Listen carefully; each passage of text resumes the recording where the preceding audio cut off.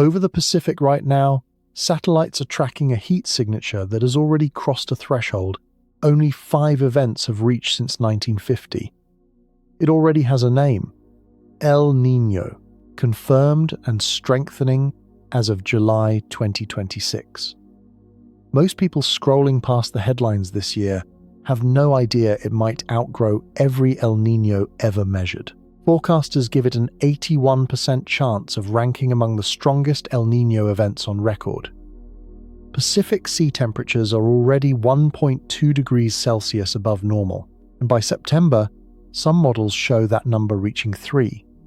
Tonight, we follow that heat to a satellite named Topex, to the Moche, a lost civilization on the coast of Peru, and to a Japanese word, Modoki, invented because this pattern refused to fit its own name. By the end of tonight, you'll understand exactly what has to happen between now and winter for 2026 to close in on the strongest El Niño ever measured.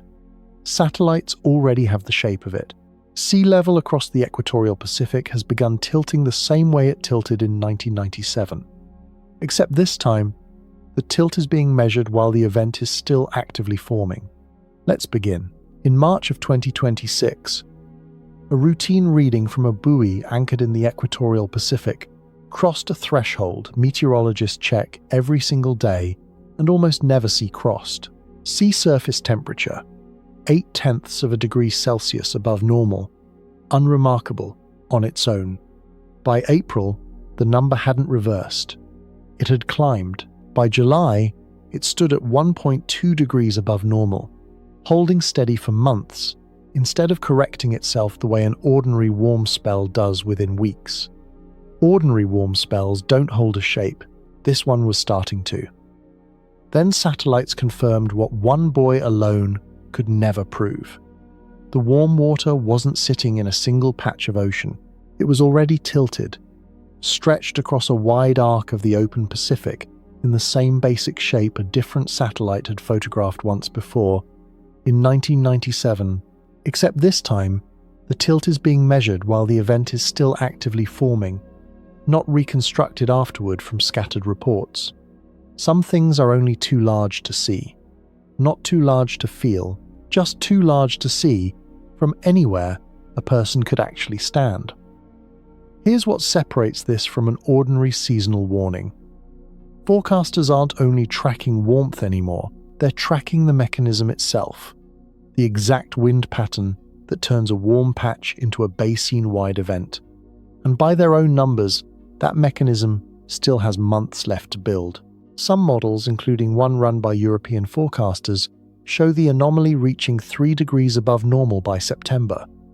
3 degrees would not simply cross the line that defines a super El Niño. It would put 2026 within reach of the strongest event ever recorded. Nobody, including the forecasters running these exact models, is fully certain that number will actually be reached. Even the forecasters most confident in a record year attach real uncertainty to the final peak, because the feedback loop driving this particular kind of event is, by its own nature, genuinely difficult to pin down months ahead of time. That uncertainty is not the same as doubt. It's the caution of a field that was badly embarrassed once before by an event nobody managed to officially confirm until it had almost finished forming. And the tool built to make sure that never happened again almost didn't survive its own first attempt. Hold the number 1.2 degrees for a moment. It sounds small. The kind of shift you might not notice stepping into a pool. Only 5 events since 1950 have pushed that number past 2 full degrees and kept it there long enough to earn the label scientists reserve for the rare ones. A Super El Niño, 1972, 1982, 1991, 1997, 2015, 5 entries spread across 76 years, each one still cited by name in forecasting rooms decades after it ended. Whatever 2026 finishes becoming, it is already being measured against those 5 specific years by name in real forecasts being issued this month, not as a loose comparison, but as a ranking. with a real chance this one lands at or near the top of a list that has taken more than 70 years to compile 5 entries long. In 1982, an El Niño, now recognized as one of the strongest of the century, built for months without anyone declaring it. Ships, buoys, and coastal reports were too scattered and too delayed to add up to a clear picture until the event was already reshaping weather on 4 continents. By the time meteorologists agreed on what they were looking at, most of the damage had already happened. That failure is the direct reason a different kind of instrument exists today. TOPEX. Poseidon launched on August 10th, 1992, a joint mission between NASA and the French space agency Kinéis, built for one purpose: to finally measure ocean circulation from orbit, something no one had ever done continuously or globally before. Nobody built it to hunt El Niño. Scientists had spent decades studying the phenomenon from ships, buoys, and coastal tide gauges, fragments of an ocean, never the whole of it, not because the tool didn't exist to do more. Because until 1992, nothing could see an entire ocean at once. From 826 miles up, TOPEX's radar altimeter bounced signals off the sea surface and measured the exact height of 95% of the world's ice-free ocean, accurate to about 3 centimeters, roughly the width of 2 fingers, over a distance most people will never travel in their lives. Every 10 days, it produced a new map of the entire planet's ocean topography. For the first time, scientists could watch the sea breathe. 5 years into the mission, the sea did something it hadn't done in living memory of the instrument watching it. By the summer of 1997, the maps coming back from TOPEX showed sea level standing 14 to 32 centimeters above normal across a vast stretch of the equatorial Pacific. 32 centimeters doesn't sound like much written down. It's roughly the distance from your elbow to your wrist. Now stretch that same rise across an ocean basin thousands of miles wide, and you have enough displaced water to alter rainfall on 4 continents before the year is over. Here's the part that keeps oceanographers returning to this particular dataset decades later. You could have stood at the exact center of that anomaly in a boat and felt almost nothing wrong. A slightly warmer swim, a sky that looked no different. The tilt itself, the actual shape of the thing, was only visible from a vantage point no fisherman, no ship captain, and no coastal government had ever had access to before. That's the gap this satellite closed, not the temperature. The shape. And the shape told scientists something the temperature alone never could. This wasn't weather happening near Peru. It was one continuous event, tilted like a filled bathtub tipped a few degrees, with Indonesia's side dropping as Peru's side rose. Push on one end of that tilt, and the other end has no choice but to respond, which is what was about to happen to 2 continents that had never been near a Peruvian fishing boat in their lives. When the first full maps came back to mission scientists at the Jet Propulsion Laboratory, there was no dramatic announcement. No single moment of discovery you could point a camera at. There was a slow recognition, pass after 10-day pass, that the shape kept getting larger instead of correcting itself. Ocean anomalies are supposed to wobble and settle. This one kept rising, not because the satellite was malfunctioning. That was the first thing anyone checked, because, for the first time since TOPEX had launched, the ocean itself was doing something its own 5-year record had never shown it doing at this scale. TOPEX is long retired now, but its direct descendants are still flying the same orbit, still returning a new map every 10 days, which is the entire reason forecasters could flag the 2026 anomaly within days of it beginning to form, instead of the months it took in 1982. That speed is what 40 years of satellites brought. It hasn't yet brought certainty about how large this one finishes becoming, or what that size will mean for the people standing underneath it when it does. If 2026 reaches the strength models are currently projecting, agencies tracking it have already published a rough map of where the consequences land, built from what happened, in some combination, during every previous event large enough to cross this same threshold 1972, 1982, 1991, 1997, 2015. Peru and Ecuador. A wetter, rainy season than most regional infrastructure was built to handle. The same setup that produced catastrophic flooding in 1997, when floods and mudslides killed more than 200 people and cost the country close to $2 billion. Nearly 6% of its economic output that year. Indonesia and Australia. A drier one, raising wildfire risk across forests that depend on seasonal rain just to stay green. The Atlantic hurricane season, quieter than usual, the way it almost always runs during a strong El Niño. The Pacific hurricane season, livelier, with more storms tracking toward Hawaii and the U.S., southwest than an ordinary year sees. None of that is guaranteed, and no forecast this far out ever comes with a guarantee attached. It is what this exact mechanism has done before. At this exact scale, every single time it has reached this far, there's a number in the current warnings that's easy to scroll past without registering. Sea level along vulnerable coastlines could run 6 to 10 inches higher than normal this winter from El Niño alone. Stacking on top of a comparable rise, the planet has already accumulated from a century of background warming. Combined, some coastal regions are being warned to expect flooding 2 to 3 feet above what normal high tide used to mean before either number existed. Not because this ocean has ever needed permission to reach 4 continents at once. Because a tilt this size never asks. The World Meteorological Organization, the United Nations body that coordinates weather agencies across every country with a coastline, has already said as much in plain language, warning that a strengthening El Niño raises the likelihood of extreme weather across multiple regions simultaneously. Not a single disaster in a single place, but a pattern of disasters, distributed across an entire hemisphere, arriving on their own separate schedules under one single shared cause. That is the exact shape this entire episode is built to trace. Not what happened once, in one place, but what one tilted ocean does to an entire planet, whether the year on the calendar reads 1997 or 2026, whether the number attached to the anomaly currently reads 1.2 degrees or eventually reaches 3. If this is the kind of night you return to, subscribe.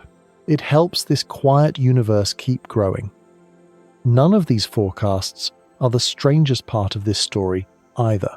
The strangest part is what happens when you go looking for the last time this exact pattern reached this size, and realize people have been standing directly in its path for centuries, long before anyone had a satellite, a model, or a percentage to warn them it was coming.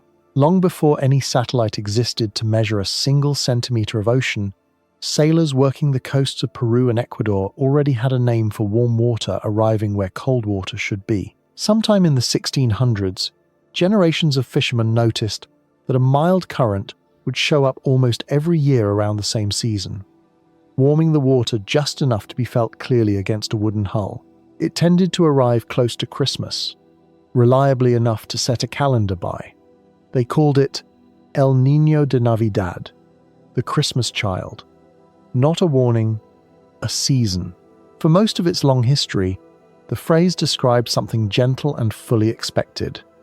The ocean's own small yearly holiday, arriving right on schedule and leaving the exact same way it came. The first time anyone said the name out loud to a room full of formally trained scientists was in 1892, when a sea captain named Camilo Carrillo stood in front of a geographical society in Lima and described the pattern to men who had never worked a fishing boat in their lives. He wasn't reporting a disaster of any kind. He was simply naming a current. The way you might name a street you happen to walk down every single week of your life. Here's what nobody in that room could have predicted. The word they were writing down that day would eventually be borrowed for something the original fisherman never experienced. Scientists kept the name and gradually changed what it pointed to, from the mild yearly current every sailor expected, to the rare, basin-wide event that shows up once every few years and rewrites weather on 4 continents. 2 entirely different phenomena. wearing it at completely different scales. Oceanographers eventually split the difference in writing. A small, lowercase El Niño for the harmless yearly visitor, and a capitalized El Niño for the version large enough to reach Indonesia. You're not the first person to hear El Niño and picture something small. The men who coined the phrase pictured something small too. They just never had a reason to imagine what it looked like at full size. Half a world away, and completely unaware that a name for any of this already existed, a British mathematician named Gilbert Walker spent the early 1920s trying to solve a different problem entirely, predicting when India's monsoon rains would fail. Digging through decades of pressure readings, he found something odd. Air pressure. At a weather station in Australia and one on the far side of the Pacific kept seesawing against each other, one rising exactly as the other fell. He called it the Southern Oscillation and built an index to track it. Walker never made the connection to the warm current off Peru. He had found the atmosphere's half of the pattern and had no idea an ocean's worth of matching evidence already had a name. 4,000 miles away, in a language he probably never read. It would take another scientist, working 40 years later from the opposite direction, to realize the fisherman and the mathematician had been describing the same event the entire time. That scientist was Jacob Bjerknes, a Norwegian meteorologist working in the late 1960s. And what he noticed sounds almost too simple for how long it took anyone to see it. The ocean and the atmosphere weren't running two separate patterns that happened to rhyme. They were one system, driving each other in a loop. Warm water off Peru weakens the very winds that would otherwise keep it in place. And weaker winds let more warm water pile up, which weakens the winds further still. Walker's pressure seesaw and the fisherman's Christmas current were the same event. Observed from two ends of the same feedback loop, 40 years and two disciplines apart. Bjerknes gave the whole system a new combined name most people have since shortened without realizing what it stands for. El Niño Southern Oscillation, ENSO. Not because he invented anything new in the ocean or the sky, because he was the first person with access to both sets of data at once and the first willing to ask whether an ocean current and an atmospheric seesaw might simply be the same organism, breathing. What made 1997 remarkable wasn't that the pattern appeared. It was how far it went, and, like every event before or since, how it was never going to last forever. No matter how far it went, every El Niño event runs on a cycle, not a switch. It builds over months as trade winds weaken, peaks somewhere in the boreal winter, and then collapses, the way a held breath eventually has to release. The 1997-98 event followed exactly that arc. It began gathering strength in the spring of 1997, reached its most extreme readings that winter, and by mid-1998, the wind had already begun reasserting itself. Cold water crept back toward the surface off Peru, and the ocean that had tilted for a year started tilting back. The 2026 event is still earlier in that same arc. As of this recording, it is still building, strengthening through the second half of the year, according to forecasters, with peak intensity expected sometime around late fall or early winter, and at least a 97% chance of persisting into the spring of 2027 before it, too, eventually lets go. Nobody watching it can skip ahead to the ending. The physics guarantees there will be one. It does not yet say exactly when or how large the number gets before it arrives. It even has an opposite. When the pattern overcorrects, cold water piles up instead of warm, trade winds strengthen instead of relax. And meteorologists call the result La Niña, the girl, as if the ocean itself had swung from one child to another. Together, the two form a single oscillation, not two separate events. A rhythm the entire tropical Pacific has been keeping for longer than instruments have existed to record it. But here's what those instruments still can't tell anyone with real confidence: exactly when the next swing will come, or how hard. The cycle repeats roughly every 2 to 7 years, and that word, roughly, is doing more work than it looks like it's doing. Some El Niños arrive back-to-back with barely a pause. Others skip nearly a decade. Nothing about the underlying physics has ever locked the interval down to a number you could set a calendar by. Hold that for a moment. Every El Niño anyone has ever measured was, from the moment it began, already on a schedule to end. The 1997-98 event's death was written into its birth. What wasn't written anywhere was what it would do to the rest of the planet before it let go. The mechanism underneath all of this has a name most people have never heard. Even people who've heard El Niño their entire lives. The Kelvin wave. When trade winds relax across the Pacific, they stop holding back the pile of warm water they'd normally push west. That water doesn't just sit there. It slides east as a broad, slow bulge. Not a wave you'd recognize from a beach, but a wave hundreds of miles wide and only centimeters tall, moving along the equator like a ripple in a rope, taking roughly 2 to 3 months to cross the entire ocean basin. Scientists first confirmed this mechanism using the same kind of ocean monitoring buoys, and later, satellites like TOPEX that caught the 1997 event in the act. Underneath that surface bulge, something else moves that matters even more. The thermocline, the boundary between warm surface water and the cold, nutrient-rich water below it. Normally, that boundary sits close to the surface off Peru, which is exactly why cold water can rise there so easily. During an El Niño, the Kelvin wave pushes that boundary deeper, sometimes by more than 100 meters. Roughly the height of a 30-story building, measured straight down through open water, burying the cold water so far down that the upwelling which once carried it to the surface comes up empty. It doesn't stop the upwelling, it just makes sure there's nothing cold left for it to bring up. Scientists didn't have to guess at any of this happening in real time. After the El Niño of 1982-83 caught researchers almost completely by surprise. Nobody saw its full scale coming until it had already caused billions in damage. An international effort strung a chain of moored buoys clear across the equatorial Pacific, roughly 70 of them, each one anchored to the seafloor and reporting ocean temperature at multiple depths every single day, back to shore by satellite. The network came to be called the Tropical Atmosphere Ocean Array, and by 1997, it had been quietly listening for over a decade. It watched the thermocline sink in real time, months before TOPEX confirmed the surface tilt, months before anyone in Peru noticed the fish were gone.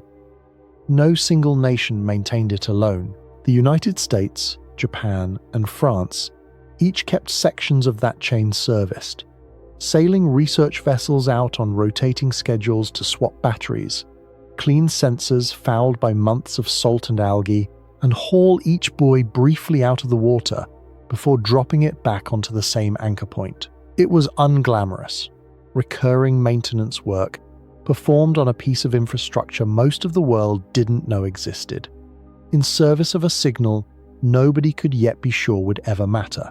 Picture one of those buoys, a single yellow disc bobbing alone on open water. No crew, no lights on the horizon. Its only company a cable dropping 4,000 meters straight down to an anchor on the seafloor. Nobody was standing on it in 1997. Nobody needed to be. It kept reporting anyway, into an empty ocean, for years before anyone downstream had a reason to be grateful for the number it sent back. To understand why a coastal government couldn't just look out at the water and know what was happening, you have to hold the size of the ocean in question. The Pacific alone covers more surface area than every landmass on Earth put together. Asia, Africa, the Americas, Europe, Antarctica, Australia, all of it, with room left over. It isn't the biggest thing in your life by accident of scale. It's the biggest thing on the planet. Full stop. Now take the anomaly TOPEX had mapped by mid-1997 and set it inside that ocean. It wasn't a patch. It wasn't a current you could trace with a boat in an afternoon. The tilted, warmed mass of water stretched across most of the equatorial Pacific's width.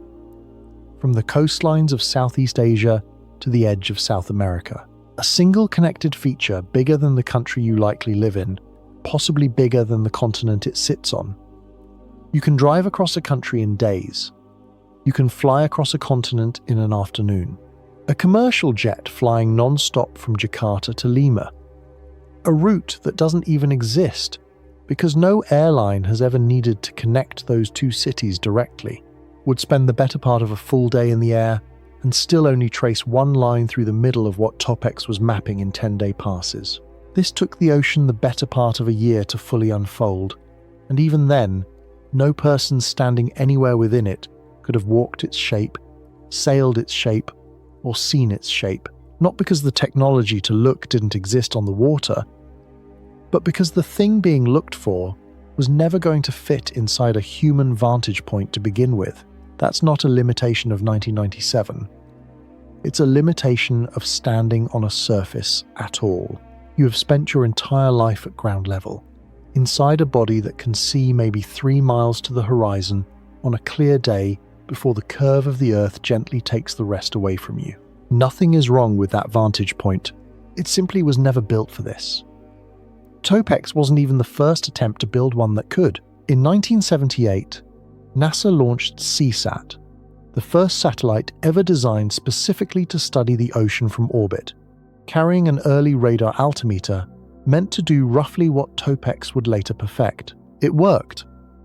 For 105 days, it returned more radar data about the ocean's surface than every previous instrument combined. And then a massive electrical short crippled the spacecraft in October of that same year, ending the mission before it had run long enough to catch a single full seasonal cycle, let alone an event the size of what would arrive in 1997. It would take 14 more years and a redesigned instrument built by 2 space agencies instead of 1 before anything replaced what CSAT proved was possible and then lost. The vantage point this story depends on wasn't handed to scientists on the first try. It was rebuilt, patiently, after an early version burned out in under 4 months.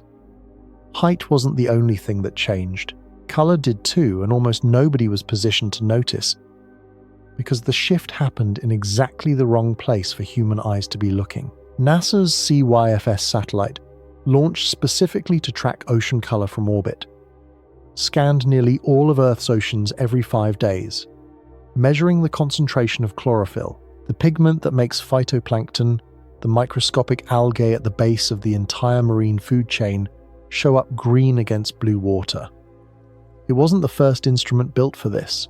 An earlier sensor called the Coastal Zone Color Scanner had proven the idea was even possible back in 1978, watching ocean color from orbit for the better part of a decade before it was retired, a proof of concept nobody outside the field ever heard of. Quietly making everything CYFS would later confirm about El Niño possible in the first place. Normally, that green traces the equator itself, following the cold, nutrient-rich upwelling that El Niño had just buried under a warm lid. Starve the upwelling, and the algae have nothing left to feed on. In the Central Pacific, phytoplankton all but disappeared. Farther east, populations dropped sharply enough to reshape the color of the water across thousands of miles. An entire ocean's base layer of life, thinning out, in a pattern no fisherman would ever be positioned to see from a single boat. This is the piece the anchovy story left out. The fishermen watching their nets come back empty in October assumed the fish had simply swum somewhere else, chasing the cold water they preferred. That was only half of it. The anchoveta feeds on exactly the phytoplankton this satellite was watching vanish. Which means the fish weren't just avoiding water that felt wrong to them. In many of the places they might have stayed, there was increasingly nothing left to eat. The collapse wasn't a single choice made by a single species. It was one failure at the bottom of a food chain, propagating upward until it reached a boat. Then, in January and February of 1998, the satellite's data showed something that made almost no sense to the scientist reviewing it. A band of algae, the exact kind of bloom that should have vanished by then, appeared running across the length of the Pacific, well north of the equator, where upwelling essentially never happens. This never happens. Oceanographer Raghu Murtagude said when he first saw it. Everything usually happens on the equator. It wasn't a glitch. It was El Niño's collapse beginning to show itself in the water's color before it showed up anywhere else. A full month before conventional temperature readings confirmed the shift toward La Niña, the ocean announced its own turning point in green to a satellite built to watch algae. Before it told anyone watching for heat, nobody had designed CYFS to forecast anything. It was built to catalogue ocean colour for its own sake, a biology instrument, not a weather instrument. That it ended up outperforming conventional detection by a month was a byproduct nobody had engineered. A reminder that the ocean sometimes tells you what it's about to do through the last channel you thought to check. Satellites weren't the only eyes above the Pacific that year. Since November of 2000, astronauts aboard the International Space Station have taken part in a standing program called Crew Earth Observations. Not tourism photography, but a deliberate scientific assignment, with researchers on the ground sending up target lists of coastlines, storms, and ocean features worth pointing a lens at during any given pass. Over the decades since, station crews have produced more than 3.5 million photographs of Earth, adding to a human record of orbital imagery that stretches back to the earliest Mercury missions of the 1960s.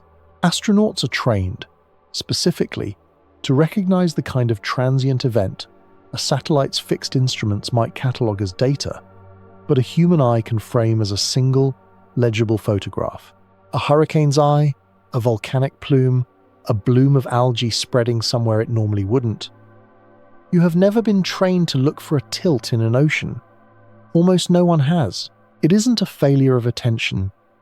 It's that the thing being looked for requires a vantage point built into an orbit, not a body standing anywhere on the surface it's trying to understand.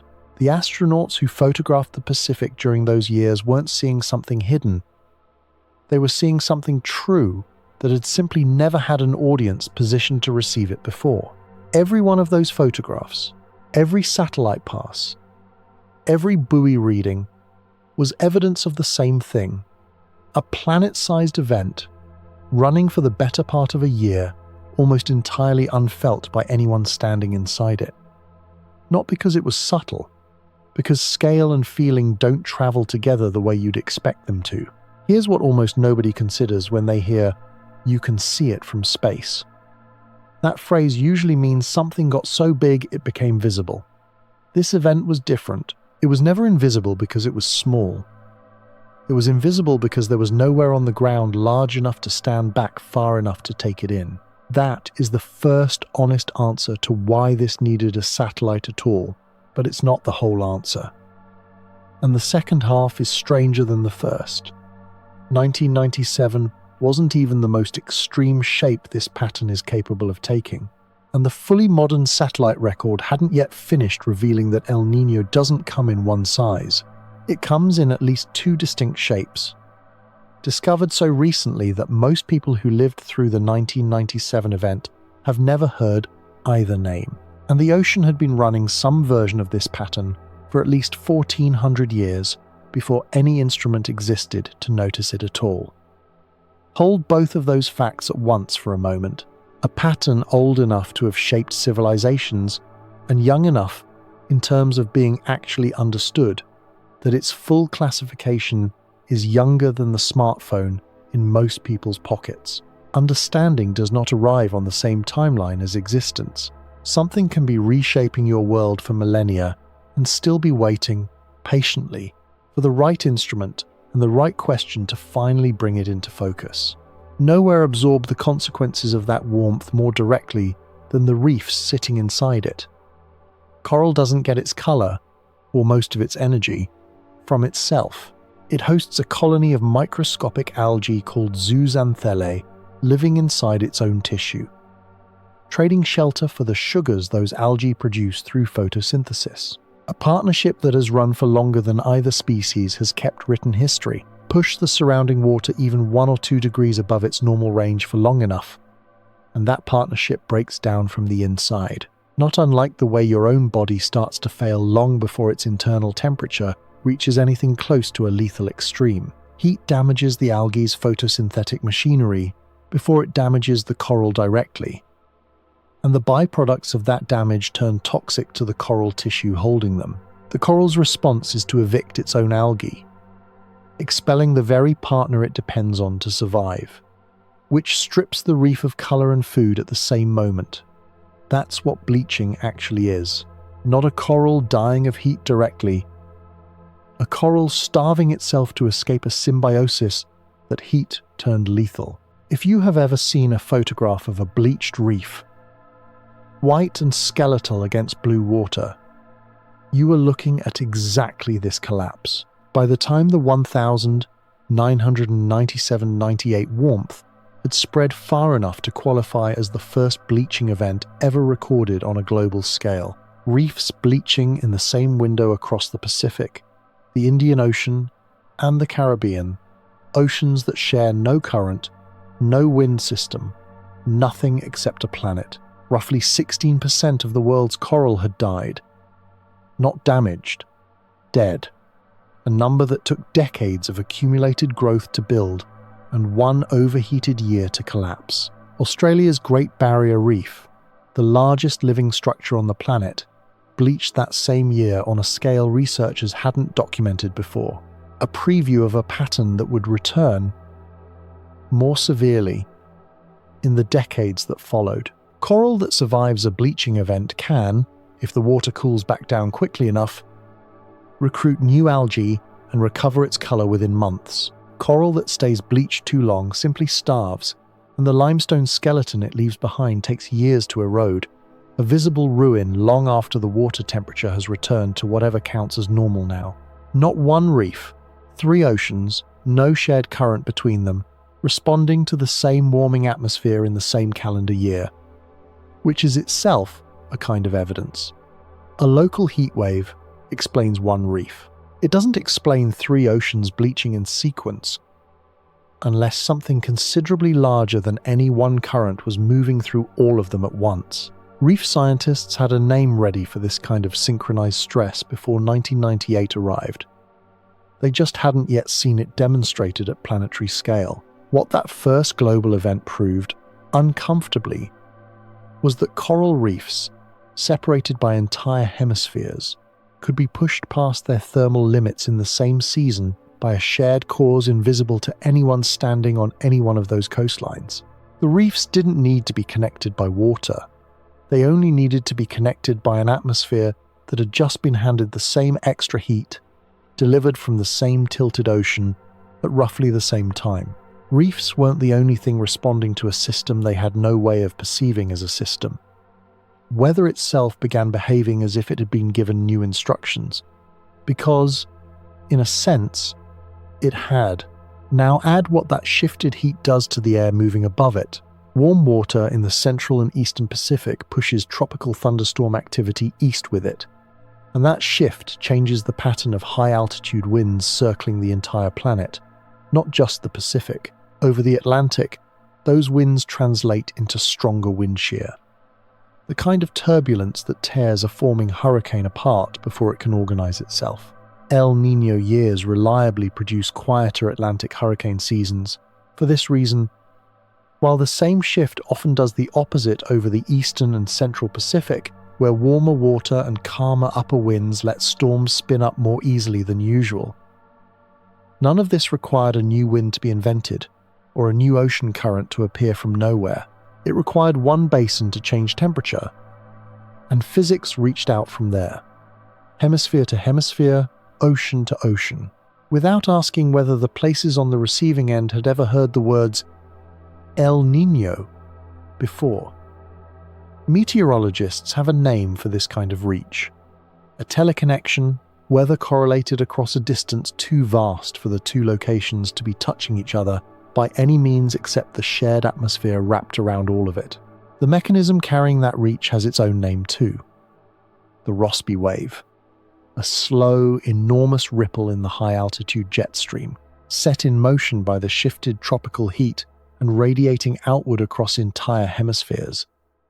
the way a stone dropped in one corner of a pond eventually moves water at the opposite edge. Follow that ripple far enough north, and it can nudge the winter jet stream over North America into a different track entirely. Drier, warmer winters across the northern United States and Canada in some El Niño years, wetter ones across the American South, a pattern reliable enough that seasonal forecasters build entire winter outlooks around which phase the Pacific happens to be in.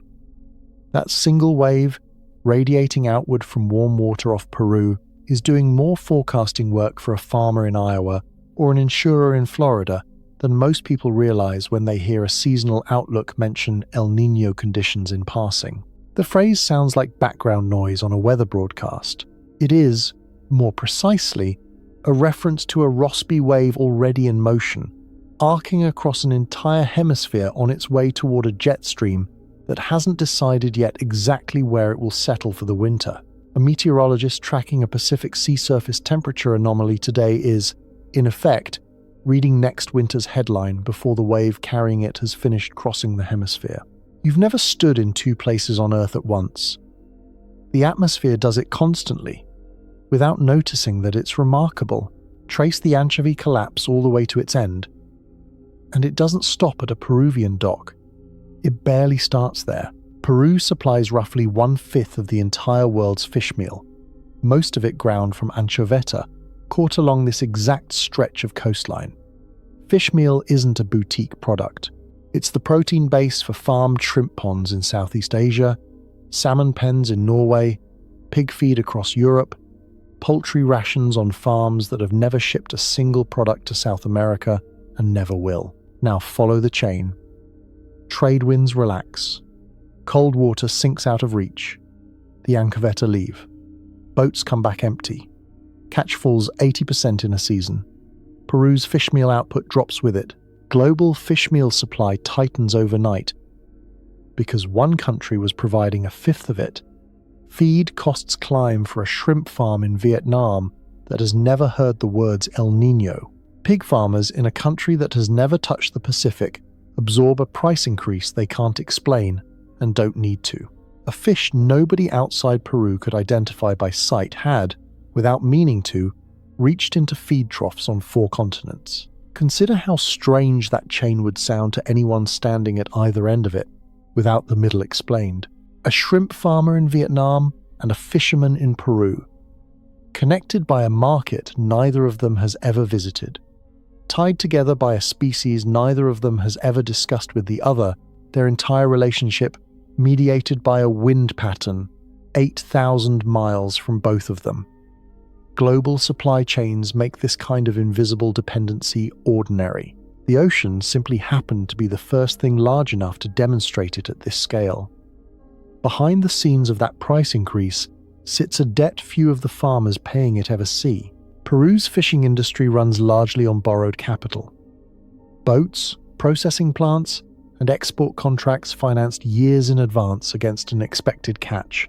When the 1,997.98 collapse cut into that expected catch by 80%, the debt didn't shrink to match it. By 1999, the industry's accumulated fishing debt had climbed past $1 billion, a number owed regardless of how many fish had actually surfaced that season. The ocean doesn't renegotiate loan terms. It simply withholds the asset the loan was written against and leaves the paperwork exactly where it was. That's not a metaphor for connection. That's a supply chain, measured in tonnage and dollars, running in a completely straight line from a wind that weakened off South America to a receipt somewhere you've probably shopped and a debt ledger somewhere you've never seen. None of the industries downstream had any reason to track the cause that far back. A feed mill adjusting its purchasing forecast for the quarter doesn't file the change under ocean temperature off Peru. It files it under supplier costs or market volatility, a label vague, enough to erase the wind, the thermocline, and the empty net that started it. 3 or 4 calculations removed from the price on the invoice. The connection doesn't stop being real just because the paperwork stops naming it. It just becomes invisible at the point where most people would have any reason to go looking for it. Every single consequence you've followed so far shares one thing in common: distance in space, not distance in time. Indonesia, Peru, Norway, and Vietnam, all impossibly far apart, all inside that exact same single calendar year, a year you may have been alive for without ever once connecting the four. But here's the part that changes everything about how large this pattern actually is. The ocean wasn't tilting for the first time in 1997. It has been running some version of this same oscillation for as long as the Pacific has existed in anything like its current shape. And long before any fisherman gave it a Christmas name, long before any civilization had writing to record what it felt like, people were already living directly inside consequences they had absolutely no framework available to explain. None of this is a modern discovery limited to a single dataset from a single satellite, and none of it required anyone alive today to take it on faith. Scientists know this not because anyone wrote it down at the time, but because the ocean leaves its own kind of paperwork in places nobody thought to look until recently. Coral skeletons lay down growth bands the way trees lay down rings, each one chemically marked by the temperature of the water it grew in, readable centuries after the coral itself has died. Certain trees growing near sensitive coastlines record wetter and drier years in their own rings. Lake and ocean floor sediments settle in distinguishable layers depending on whether the year above them was a flood year or a calm one. None of these archives were built to record El Niño. They simply couldn't help it. Laid down, uninterrupted, while nobody was reading them, waiting for a science that wouldn't exist for thousands of years to finally ask the right question. One particular civilization felt this exact pattern more directly than almost any other people in all of recorded human history, and left behind an archive of its own made of canal walls and painted pottery instead of coral or sediment. Unlike Peru in 1997, they had no satellite, no buoy array, no name whatsoever for what was reorganizing their coastline. They only had the flood, and then the drought, and then the flood again, arriving on a schedule nobody living through it could have predicted in advance. What makes their record valuable to scientists today isn't just its age. It's that it was written by people, in real time, without the benefit of hindsight, decisions made under active pressure. Visible now in the archaeological layer, the same way a diary entry preserves a feeling a memoir written decades later would have already smoothed over. A coral core or a lake sediment layer records what happened. A collapsed canal wall, rebuilt 3 times in slightly different configurations, records what people tried in the moment, before they knew whether it would work. The closest thing this story has to a first-hand account from someone who never got to read the ending. Around the year 600 of the Common Era, on the same stretch of Peruvian coast, where fishermen would one day radio in empty nets, the Mochi civilization had already spent centuries building an intricate irrigation society. Canals threading through the desert, pulling river water sideways across land that received almost no rain of its own, feeding cities built around temples faced in adobe brick and painted murals of gods no one alive today, including you, can name with any real certainty. Then, sometime around that same year, the ocean tilted harder than it had in generations. Geoarchaeologists working these sites today can read the event directly out of the ground.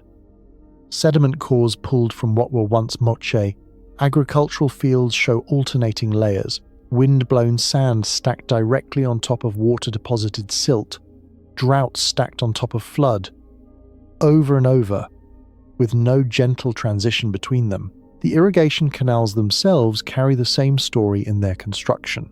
Hasty repairs, patched channels, engineering decisions made under pressure by people trying to keep a water system alive, while the climate feeding it swung between 2 extremes faster than their infrastructure could adapt. Not a single flood, and not a single drought, but a whiplash between the two. The ocean overcorrecting from El Niño's excess into a La Niña's opposite excess and back again.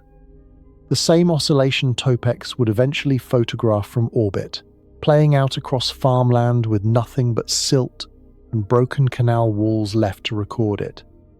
Picture something closer to a settled, working city than anything you might imagine when you hear the word ancient.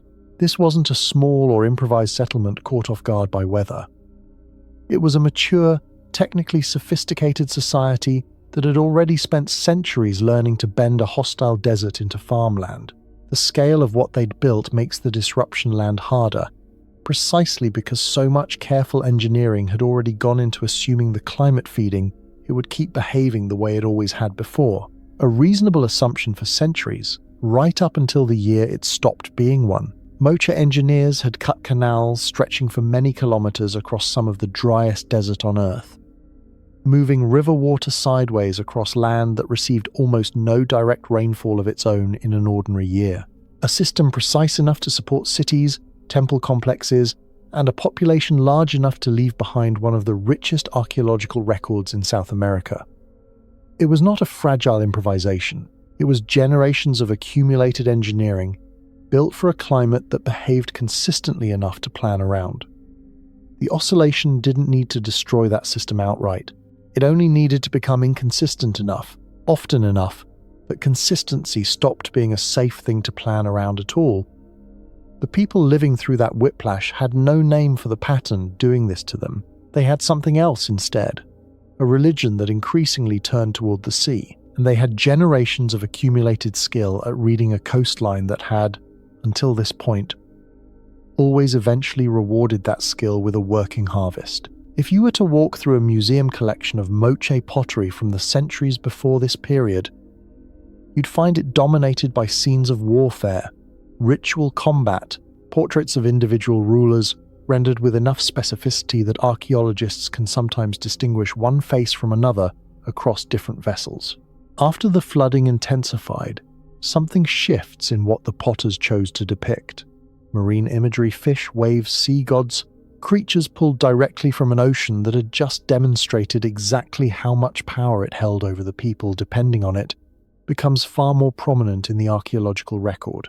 Not because the artists suddenly discovered a new subject, because the ocean had just forced its way into the center of a worldview it had previously stayed at the edge of, and the art followed the theology. Archaeologists reading this shift describe it less as sudden conversion than as slow reweighting. The sea moving from background to foreground in ceremony after ceremony, vessel after vessel, until it occupied the position warfare and rulership once held almost exclusively. Here's what almost nobody assumes correctly about this story. The flooding did not simply end the Moche. That version is tidy, and tidy is usually wrong. The civilization adapted for generations afterward, resettling, re-engineering canals, shifting the locations of major ceremonial centers away from the most vulnerable ground. Evidence points to multiple compounding pressures over the following centuries.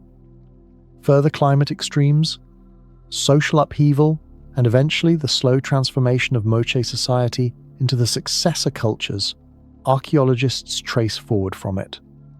The mega El Niño didn't erase a civilization in a single flood the way a folk retelling might prefer. It was one severe blow inside a longer struggle, the opening chapter of a pressure that never really let up. That distinction matters. It would be easy and satisfying to say the ocean simply ended them. What the sediment actually shows is harder and more honest. A society absorbing a planetary scale event it had no way of naming, adapting as far as adaptation could carry it, and still eventually giving way to forces working alongside. Not instead of. The water. The people of that coastline didn't vanish along with the culture that built those first canals either. Successor societies rose in roughly the same valleys over the centuries that followed, inheriting fragments of the same irrigation knowledge, building their own versions of the same water infrastructure right up until later empires eventually absorbed the region entirely. The Moche name belongs to archaeologists, coined long after the fact to label pottery and ruins. The people themselves left descendants, adapted knowledge, and rebuilt canals. a continuity easy to miss if the story only ever gets told as an ending. Every generation of that lineage inherited a coastline that would eventually flood again, and every generation apparently chose to stay and rebuild rather than abandon a stretch of desert that had, at least most years, made irrigation possible. That's worth sitting with for a moment before moving on, because it says something about risk that outlasts any single culture.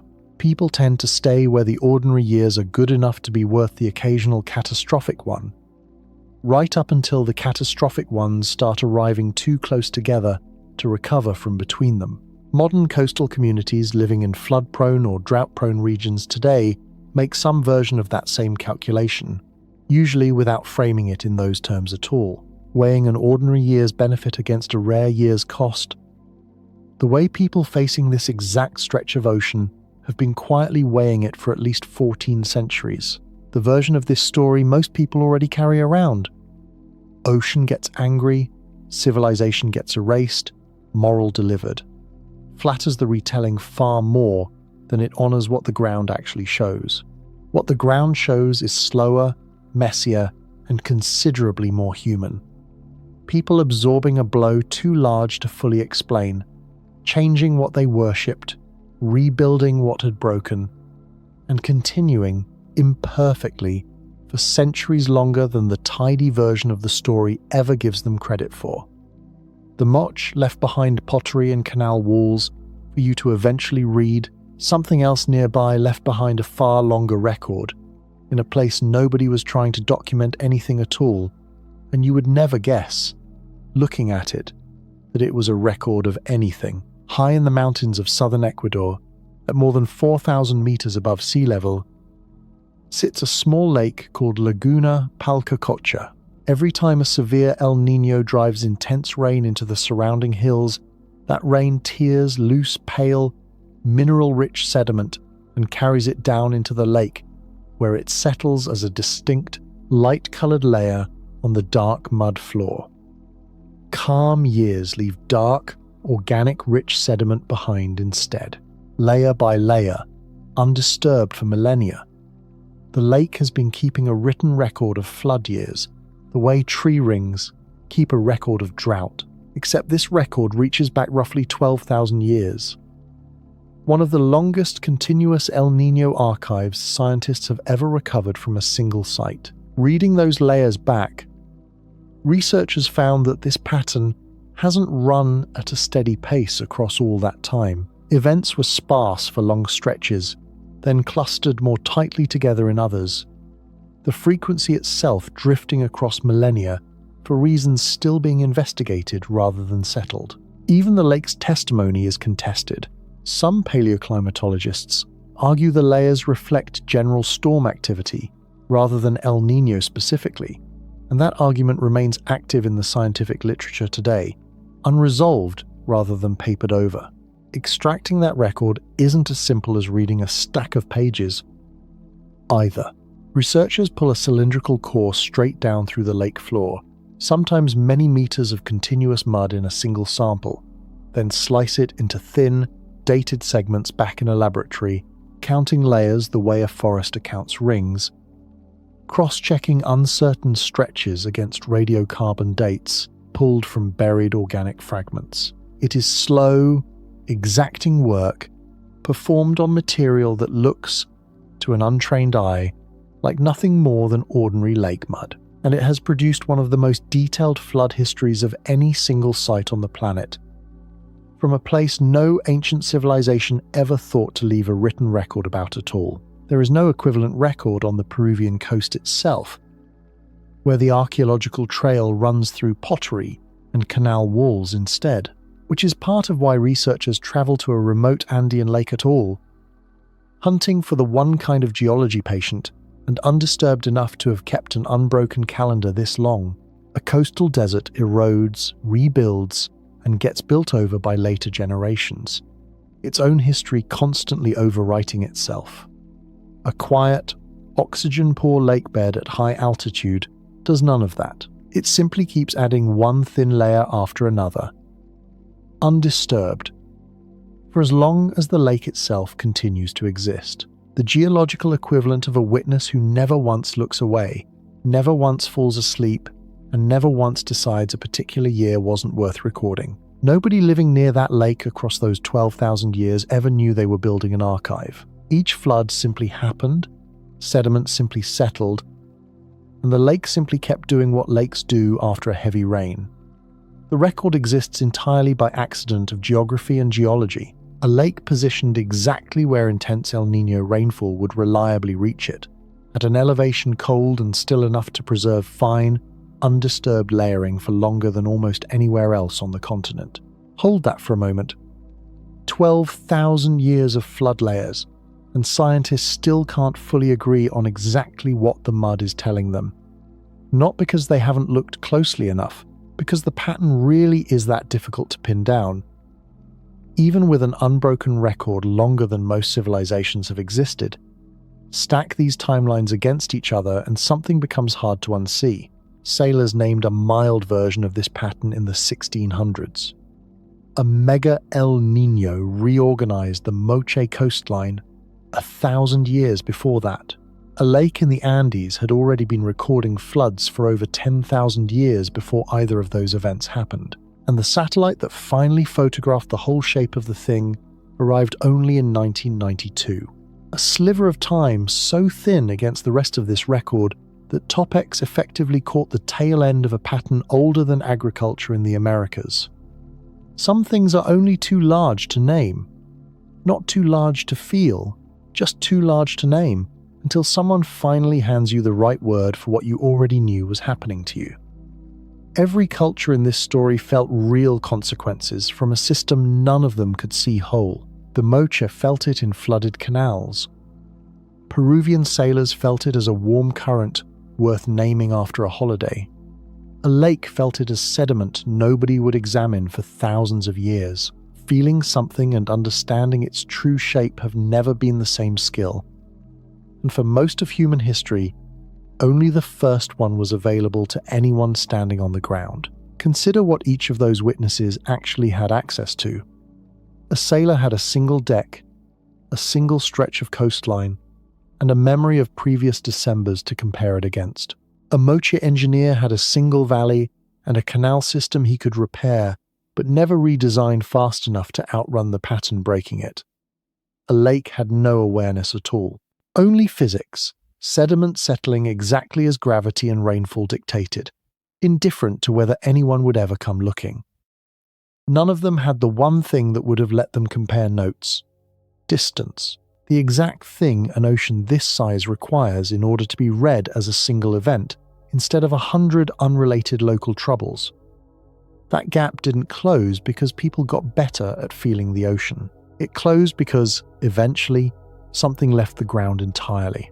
Not a person, not a boat, but a machine built specifically to carry human questions to a vantage point no human body could survive. Occupying for long, orbiting far above the water it was sent to answer questions about. No amount of additional centuries spent standing on the coast would have closed that particular gap.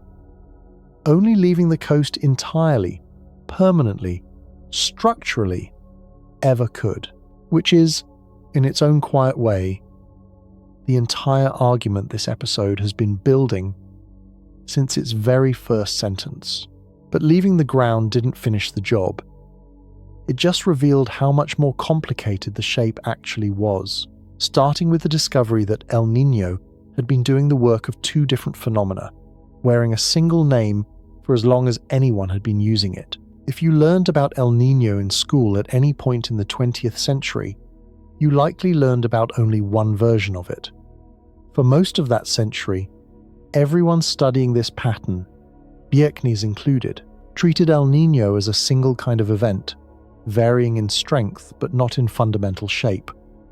Warming concentrated off the coast of South America, in the eastern Pacific, exactly where the fisherman who named it had always been standing. Then, in the years surrounding 2007, two independent research teams noticed something the data had apparently been showing for a while, without anyone building a name around it.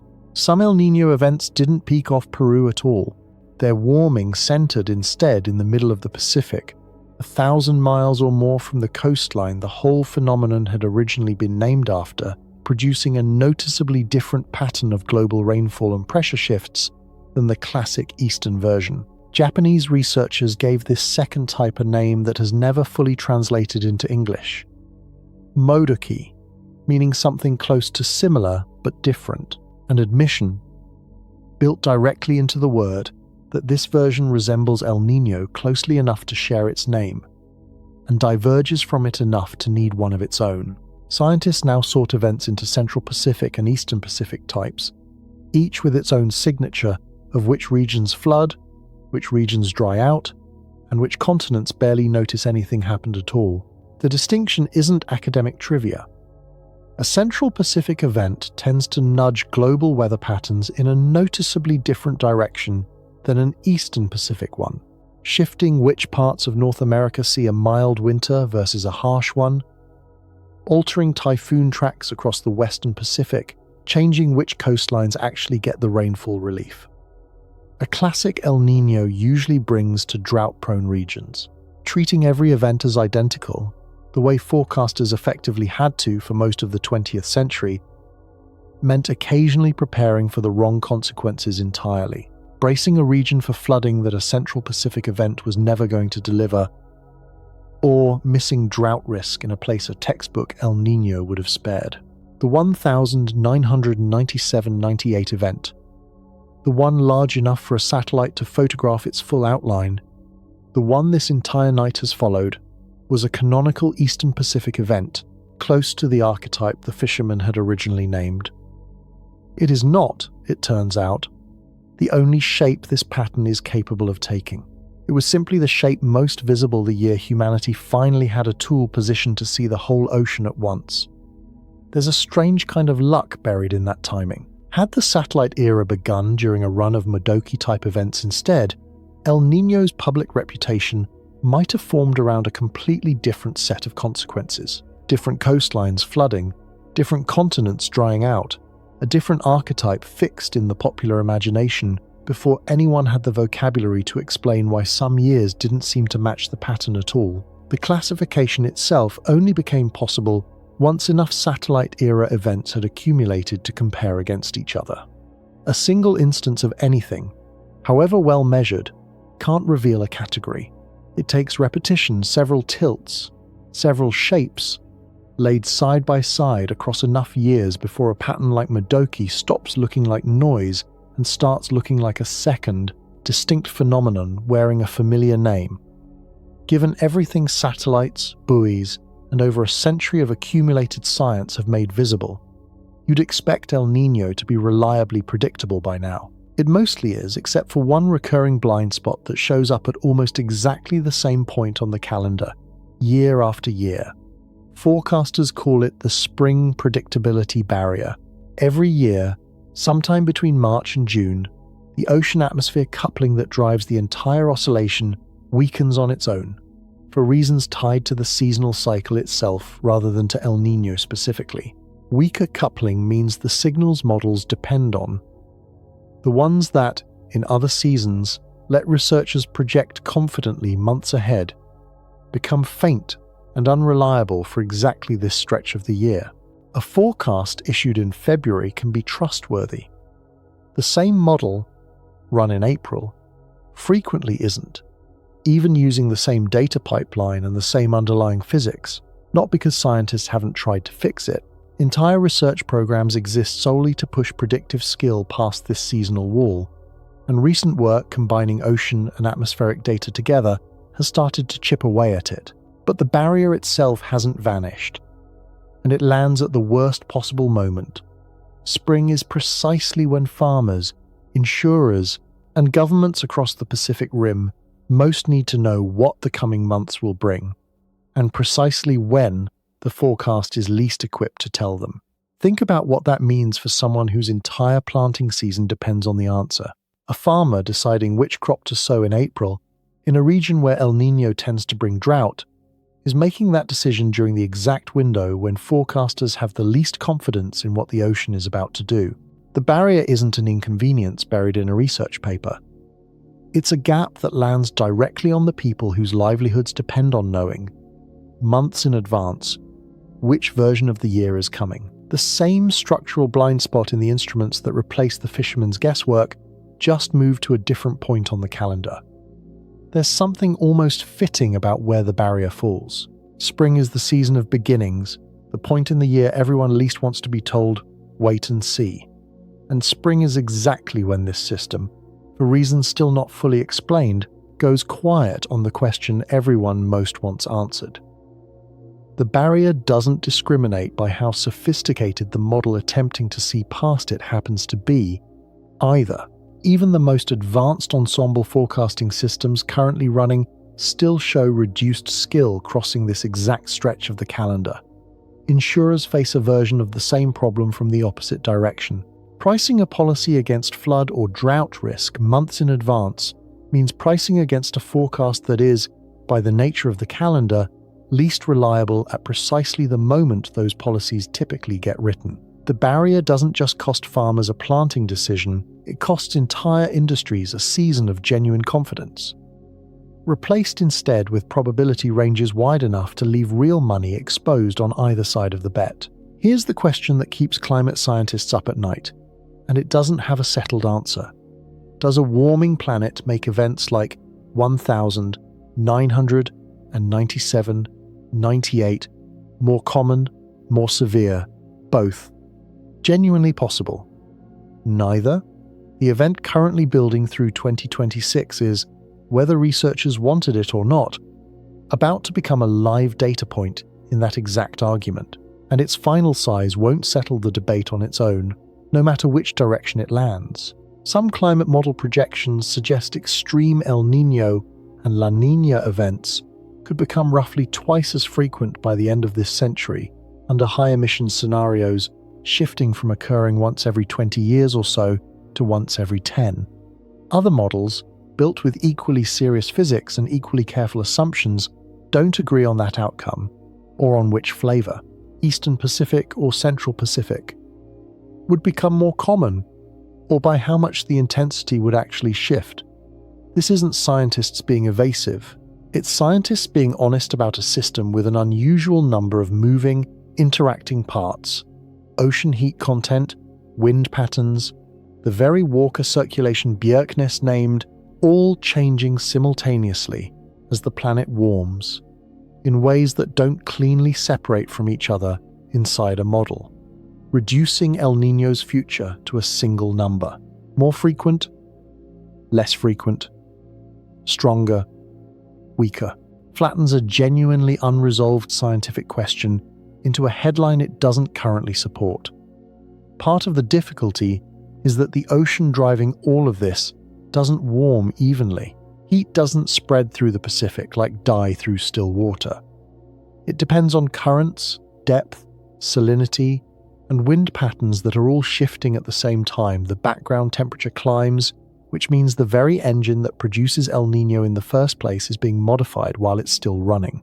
Modeling a moving engine is far harder than modeling a stationary one, and every research group attempting it makes slightly different simplifying choices about which details matter most, which is a large part of why their projections still diverge as much as they do.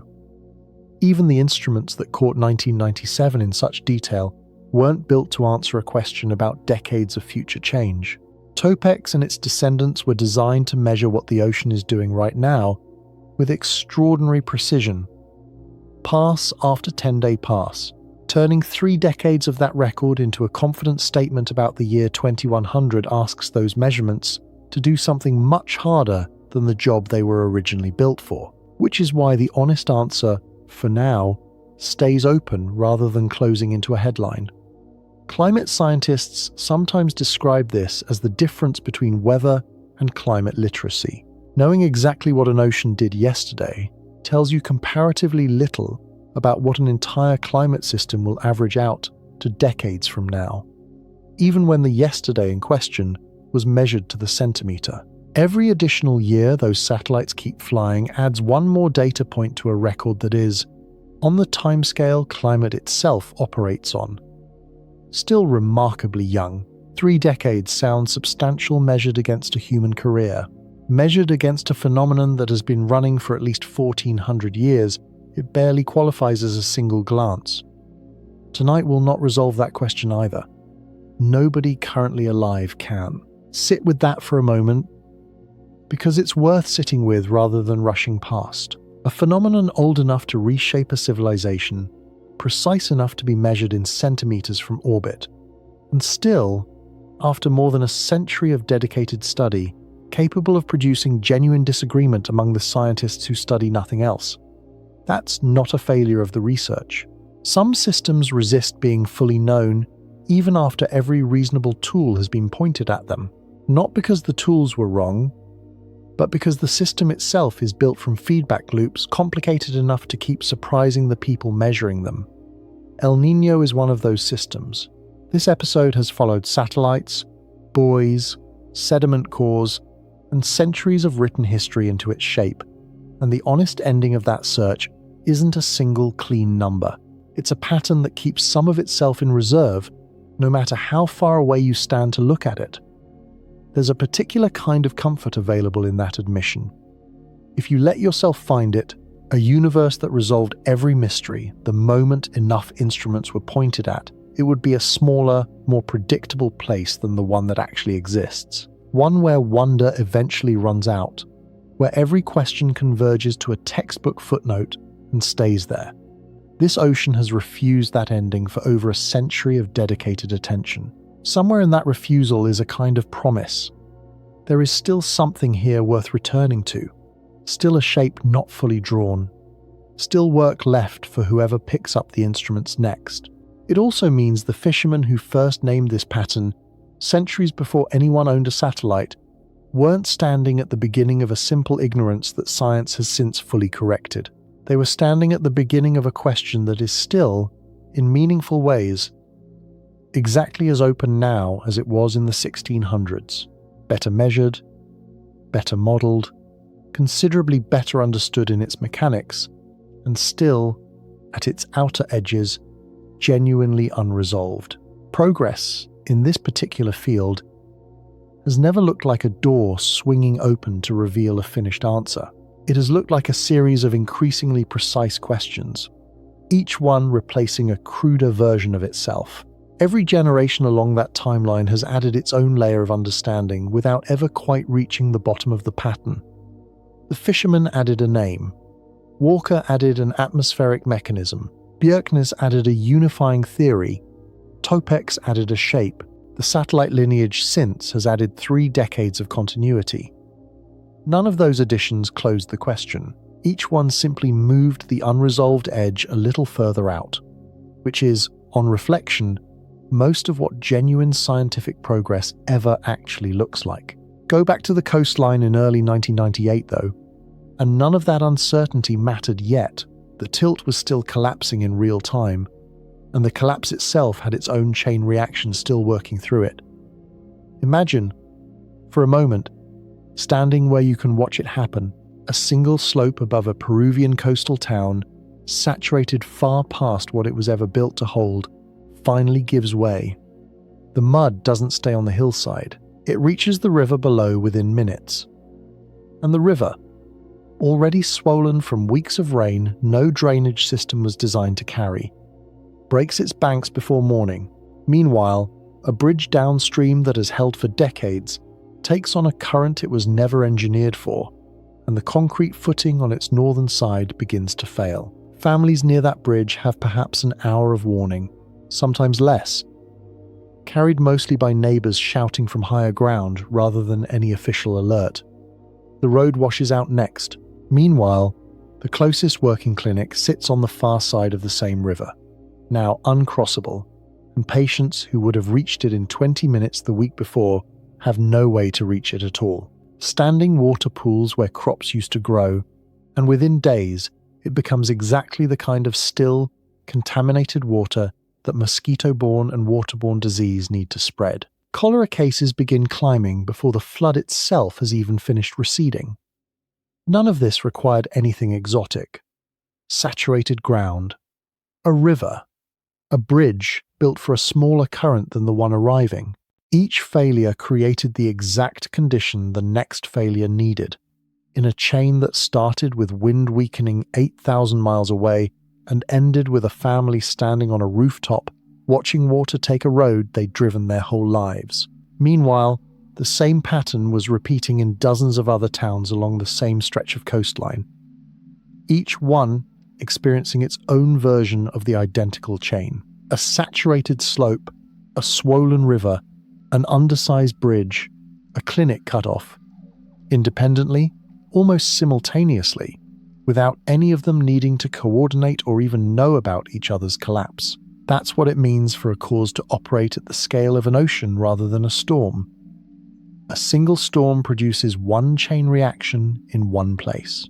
A tilted ocean produces the same chain reaction dozens of times over, in dozens of towns that never see each other's flood, all failing for exactly the same underlying reason at almost exactly the same time. If you only ever encounter this story through a news report, by the time relief agencies could tally the damage across the whole region, the individual chains had already become a single statistic. Hundreds of thousands displaced, a death toll in the hundreds, an economy short nearly $2 billion, a number too smooth to show the bridge, the clinic, or the rooftop any single family actually stood on while it happened. Aid workers who spend entire careers responding to disasters like this one often describe the same recurring tension. The reports they file need round numbers to secure the next round of funding, and the numbers, however necessary, never once capture what actually justified the funding in the first place. Somewhere behind every aggregate figure this episode has cited tonight, the billions in losses, the tens of thousands of lives, the 80% of a catch, sits an unrepeated version of exactly that gap, a specific person who never became a statistic in their own mind, only in someone else's spreadsheet, on a night that felt, to them, like the only night that mattered.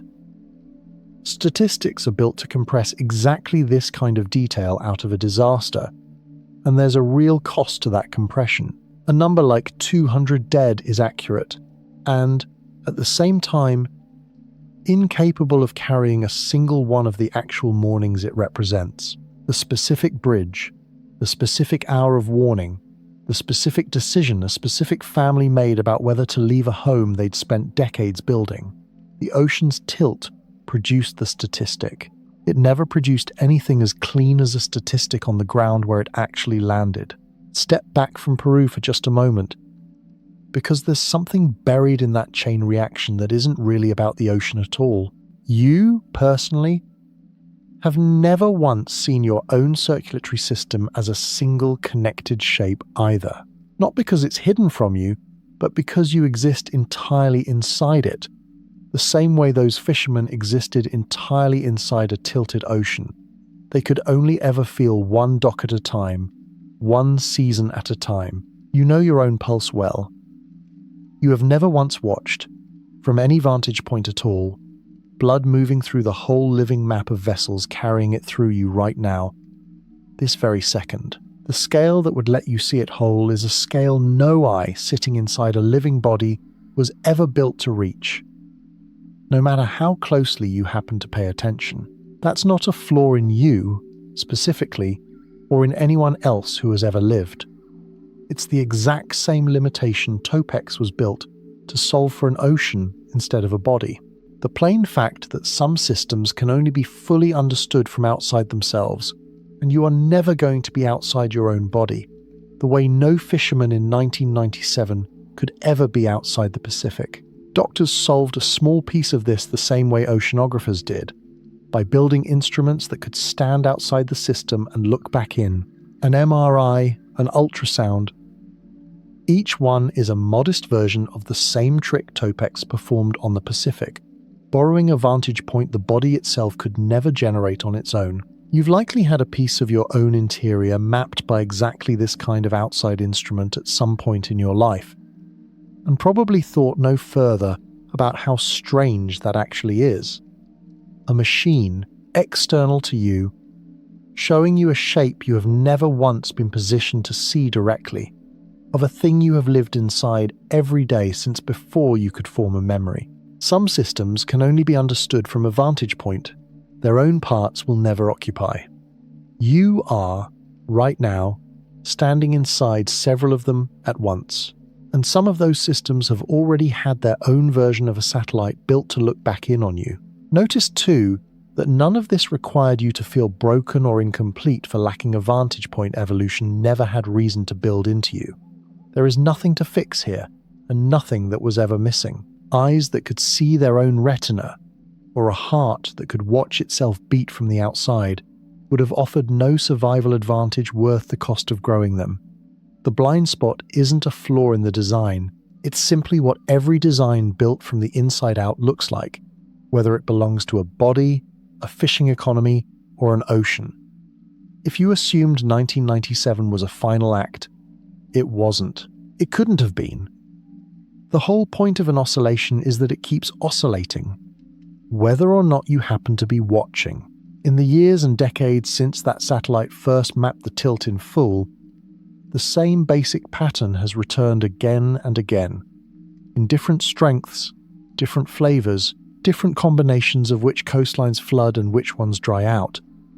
Some events barely register outside the scientific record. Others have rivaled 1997 in scale, and the one currently building through 2026 may turn out to be the one that finally exceeds it. The mechanism Bjerknes named, the wave Topex's descendants continue tracking. The thermocline, the TAO array, still measures daily. None of it retired when the 20th century did. It simply kept doing what it has always done, on a rhythm too irregular for any calendar, watched now by a longer and more capable chain of instruments than existed for any single event before it, including this one. A reader scrolling past a headline about drought in one hemisphere and flooding in another rarely has any reason to connect the two, since the articles are written by different outlets, on different days, about different countries, with no shared byline suggesting a single underlying cause. That continuity is easy to miss, because news coverage treats each new event as its own headline, disconnected from the last one. The scientific community doesn't have that luxury of amnesia. Every new event gets folded immediately into the same continuous dataset the 1997 record belongs to, compared automatically against everything that came before it, its strength and shape logged alongside a century of prior entries the moment enough data has accumulated to classify it. To a climatologist, there was never a 1997 event, and then, separately, whatever comes next. There has only ever been one long, uneven signal, and each new event is simply the most recent sentence in a paragraph that started centuries before anyone owned an instrument capable of reading it, and that will keep adding sentences long after everyone listening to this one has stopped being around to hear them, in a language that took the species this long just to begin translating. It isn't disconnected. It's the same organism, in Bjerknes's word, breathing on the same irregular schedule it has kept for longer than anyone has been alive to notice, and every single instrument now watching it exists because one especially large breath, back in 1997, was finally large enough for humanity to build the eyes to catch it. There's a lesson buried in that funding history worth naming directly. The reason today's forecasters have any advance warning at all is that one earlier generation of scientists happened to be watching with brand new instruments during an event large enough to justify decades of continued investment afterward. Had Topex launched 5 years later, or 5 years earlier, missing the 1997 peak entirely, the case for building an entire lineage of follow-on satellites might have been a much harder one to make. Timing, as much as design, decided how much of this system humanity ended up able to see. Zoom out far enough, and El Niño stops looking like a story about one planet's ocean and starts looking like a story about what happens to any fluid wrapped around any spinning world. Jupiter has been running its own version of this for centuries. The Great Red Spot, an anticyclonic storm wide enough that, in earlier centuries of observation, 2 or 3 Earths could have fit across it. has been tracked by telescopes since the 1830s and possibly glimpsed even earlier. A standing pattern in Jupiter's atmosphere, sustained not by any single storm system, but by the deep, continuous flow of gas bands sliding past each other at different speeds, locking the pattern in place for far longer than any hurricane could survive on Earth. Saturn keeps something stranger sitting directly over its north pole. A six-sided jet stream, wide enough to swallow several Earths edge to edge, first captured in detail by the Cassini spacecraft, and still holding its hexagonal shape decades later, for reasons planetary scientists are still refining models to fully explain. Neither of those features is weather in the way you experience it standing on a sidewalk. They're standing expressions of fluid dynamics wrapped around a rotating body, the same category of physics driving trade winds across the Pacific.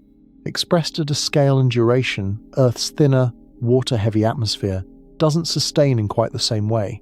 El Niño isn't a strange exception to how the universe works. It's Earth's particular version of something every fluid envelope around every spinning planet does in its own way, at its own scale, on its own irregular clock. You live on the one world in this comparison small enough and wet enough for that pattern to reach all the way down into fishing boats, coral reefs, and feed troughs. The physics doesn't care about the difference, only the consequences do. Even Venus, a planet often described as Earth's closest twin in size, runs an atmospheric oddity with no real counterpart here. Its entire cloud deck circles the planet in about 4 Earth days, dramatically faster than the roughly 243 days it takes the solid planet beneath it to complete a single rotation, a phenomenon researchers call superrotation and still don't fully agree on the cause of. Every rocky and gas world with an atmosphere thick enough to sustain organized flow seems to develop its own standing eccentricity, its own signature, the same way a river develops its own particular set of eddies around a particular set of rocks. Earth's signature happens to be an ocean that periodically tilts. It could, under slightly different conditions, have been something else entirely.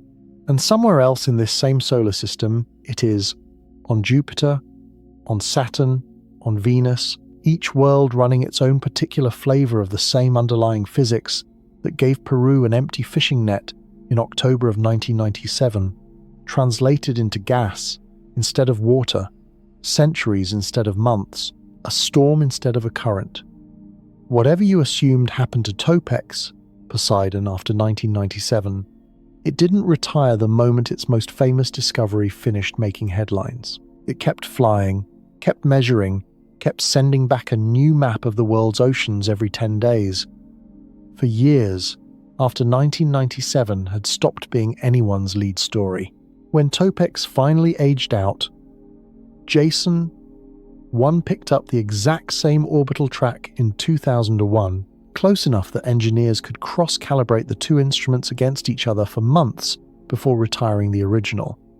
Jason 2 followed in 2008, Jason 3 inches 2016.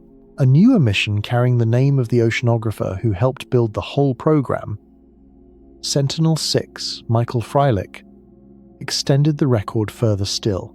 More than 3 decades of continuous overlapping sea level measurement now exist because no single mission was ever allowed to be the last one. Each new satellite launched before its predecessor failed, deliberately overlapping in orbit long enough to prove the handoff introduced no gap in the data. Now add what that continuity actually means. Somewhere above the Pacific right now, one of that lineage's instruments is completing another 10-day pass, measuring the ocean's shape down to a few centimeters. Whether or not you happen to be paying attention, the eyes that caught 1997 were never a one-time miracle. They were the first generation of a chain that's still running. Engineers on these programs talk about overlap, the way a relay team talks about a handoff. The exchange only counts as clean if both runners are moving at full speed for the length of it.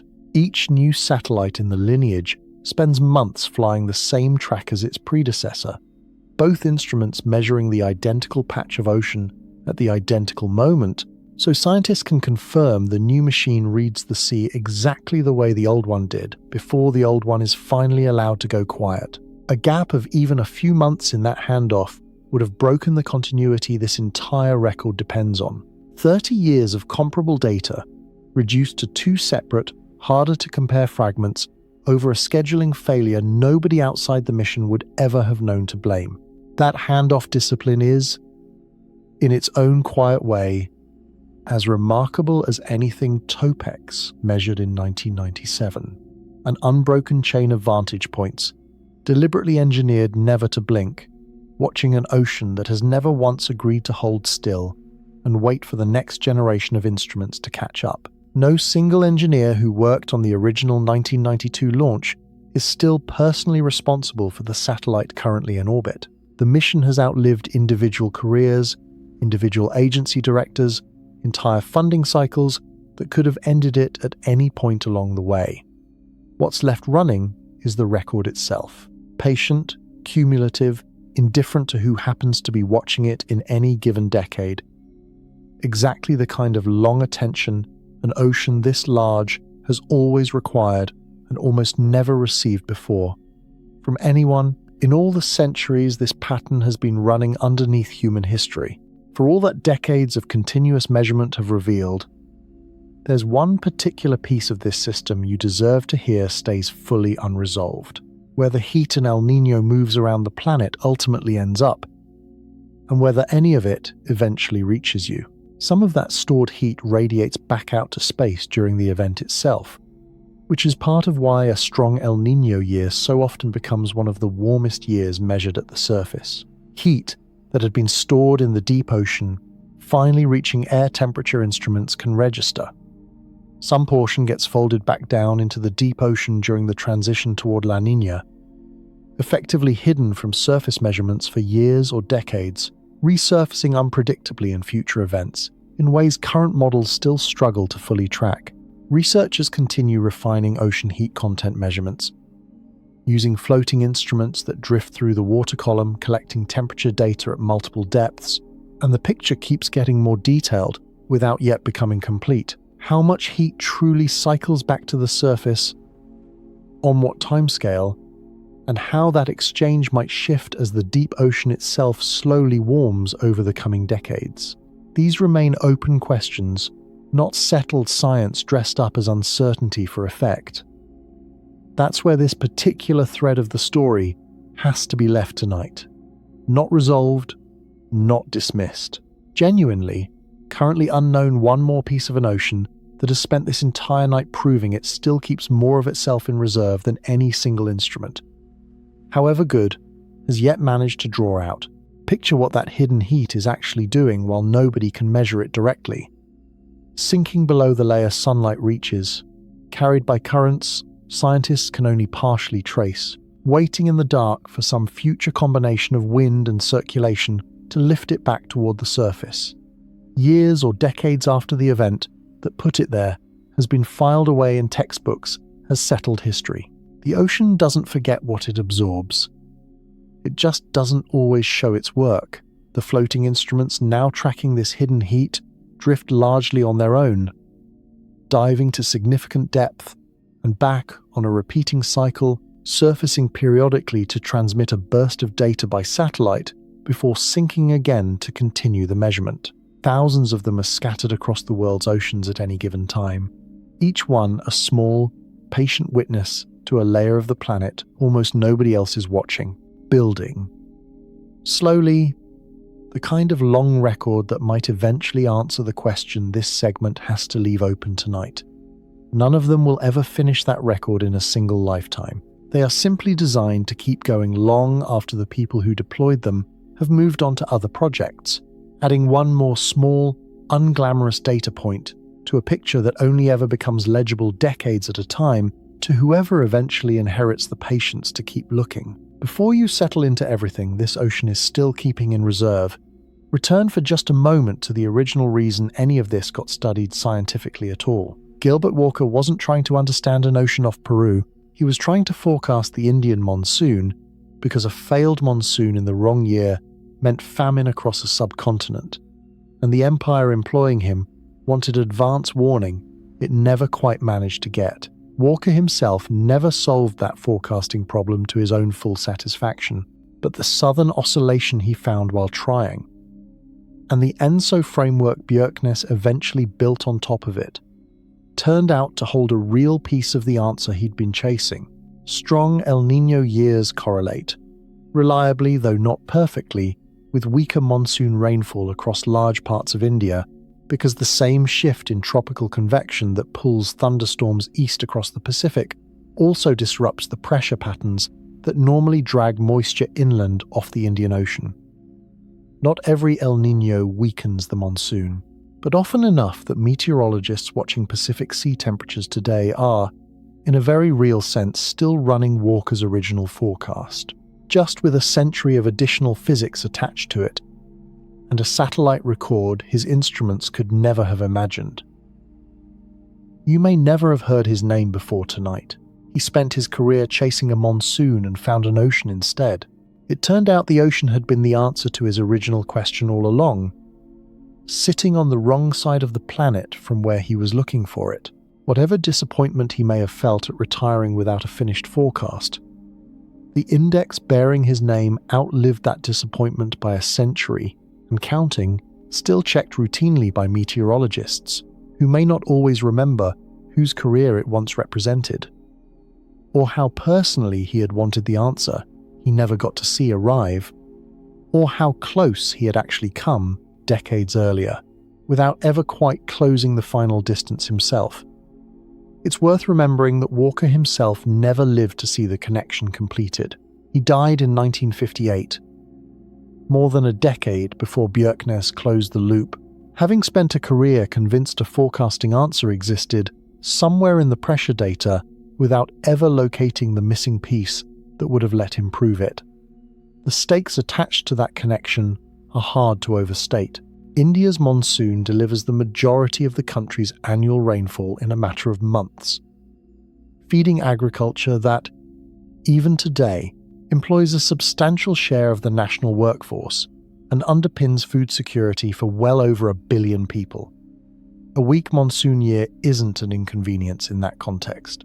It's a direct threat to harvests, to rural incomes, to a government's ability to keep food affordable for people who have no cushion if prices climb. Walker went looking for a forecasting tool because failure on this particular question carried consequences measured in human lives, not inconvenience. And the ocean he stumbled onto, without meaning to, turned out to hold a genuine piece of that answer. Everything this episode has followed so far belongs to El Niño's warm half of the cycle, the half large enough and strange enough to have earned the name in the first place. La Niña, its cold counterpart, doesn't simply cancel those effects out. It relocates them. Where El Niño floods Peru, La Niña tends to dry it. Trade winds strengthening instead of relaxing, cold water piling up harder than usual along the South American coast, upwelling running richer than normal rather than shutting down. Where El Niño starves Indonesia and Australia of rain, La Niña often drenches them instead, sometimes past the point any drainage system was built to handle. Atlantic hurricane seasons, quieted during El Niño by wind shear, tend to run more active during La Niña years. When that same shear relaxes, the pattern doesn't disappear between events. It simply swings its consequences onto the opposite set of coastlines, on its own irregular schedule, never fully at rest in either direction for long, which means, in the end, there is no true neutral setting for this ocean to return to. No calm baseline, it simply sits between disruptions, waiting patiently for the next one to arrive.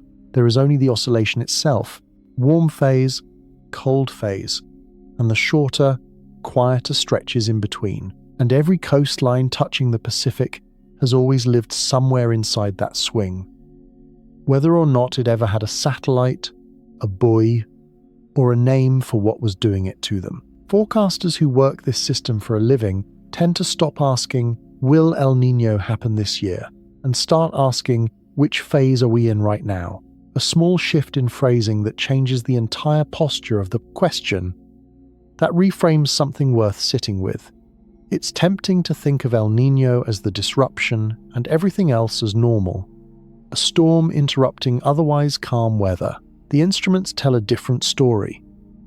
Calm was never the baseline. The oscillation is the baseline, and what any single coastline experiences as normal weather is really just whichever phase of the swing happens to be passing through at the moment someone bothers to ask. Even the language forecasters use gives this away, if you listen closely. Climatologists sometimes describe the years sitting between clear El Niño and clear La Niña conditions as neutral, and even that label undersells what's actually happening.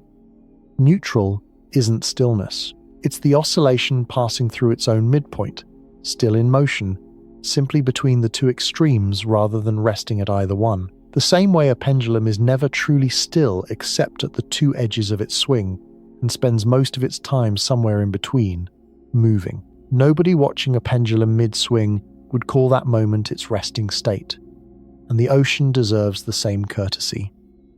In motion, even when the headlines have nothing dramatic left to report about it. If you've ever booked a trip to see a coral reef, follow the 1998 bleaching event past the reef itself, all the way to its economic edges, and you'll find the chain doesn't stop at dead coral either. A bleached reef isn't automatically a dead one. Corals can recover if the heat stress passes quickly enough, and the water cools back down in time. But sustained, prolonged bleaching that doesn't let up in time kills the underlying structure outright.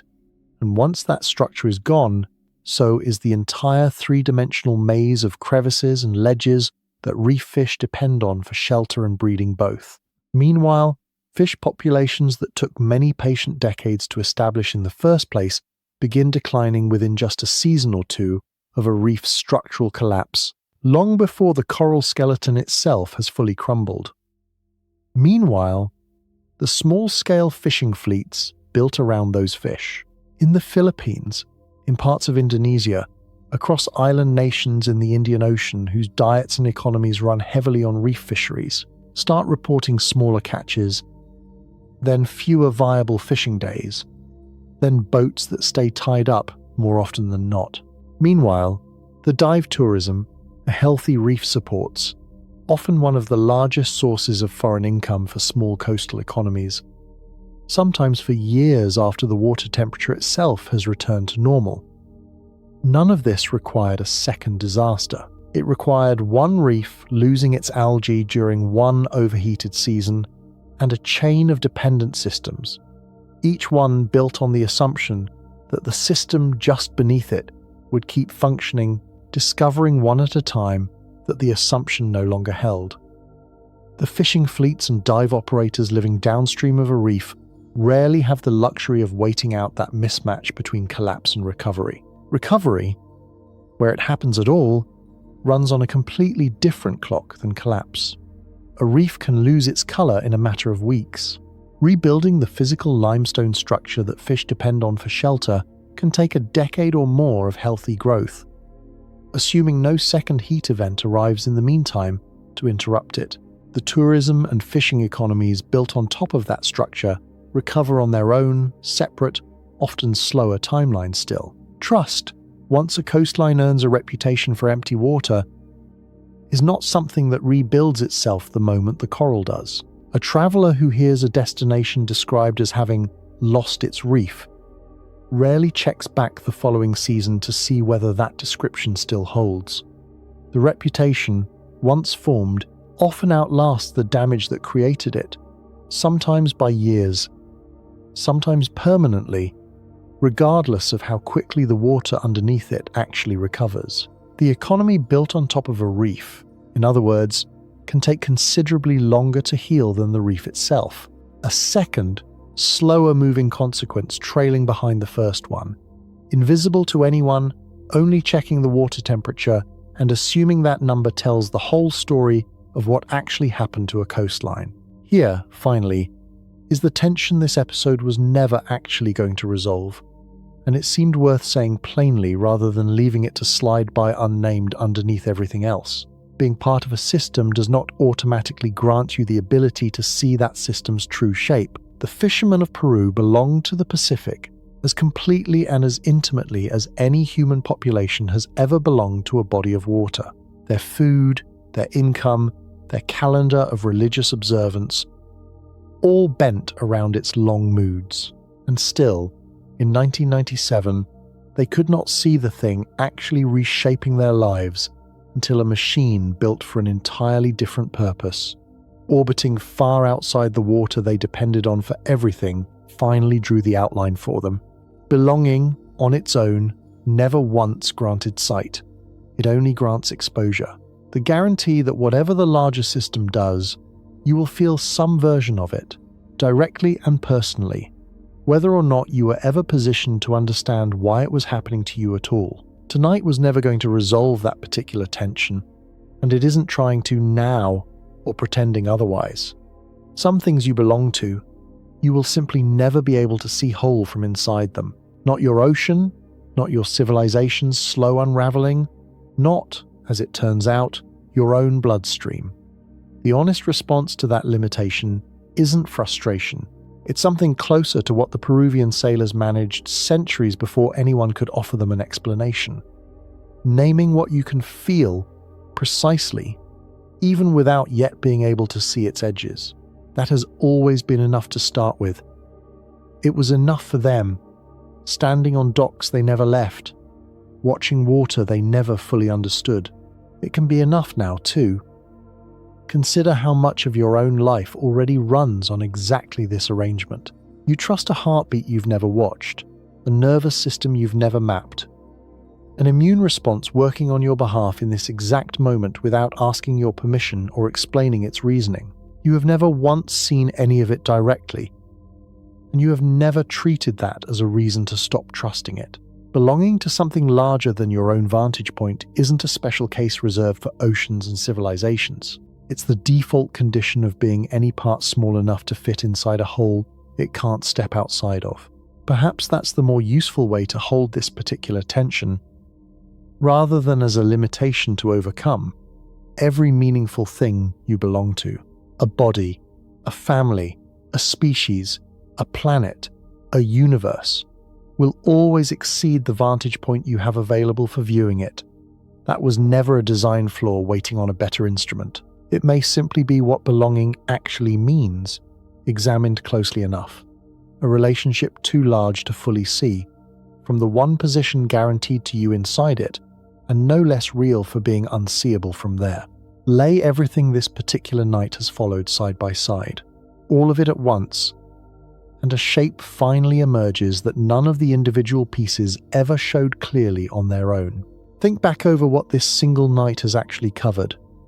An empty fishing net in October, a reef losing its colour half a world away in the Indian Ocean, a monsoon arriving noticeably lighter than an entire subcontinent needed it to that year, a shrinking grain harvest on the far side of the world from any of it, from any of the others, a single sediment layer pale against dark mud in a remote lake 4,000 meters up in the Andes. None of these were ever truly separate disasters, arriving purely by coincidence within the same rough window of time. Each one was the same tilted ocean, translated into whatever local language the receiving system happened to speak. Water in Peru, heat on a reef, wind over India, mud in a mountain lake that had been keeping the same record for longer than anyone had been alive to read it. That, in the very end, is what the phrase, "you can see it from space," actually means, once you follow it patiently and carefully all the way through to its true conclusion. Not that a passing satellite simply made a pretty picture of a warm patch of ocean somewhere, that an event large enough to require an orbital vantage point was, the entire time, arriving everywhere at once, in 100 different dialects, to people and reefs and lakes with no way of knowing they were all being told the same thing. This is the reorganization worth carrying forward from tonight, more than any single fact about centimeters or metric tons. Distance in this story was never really the subject.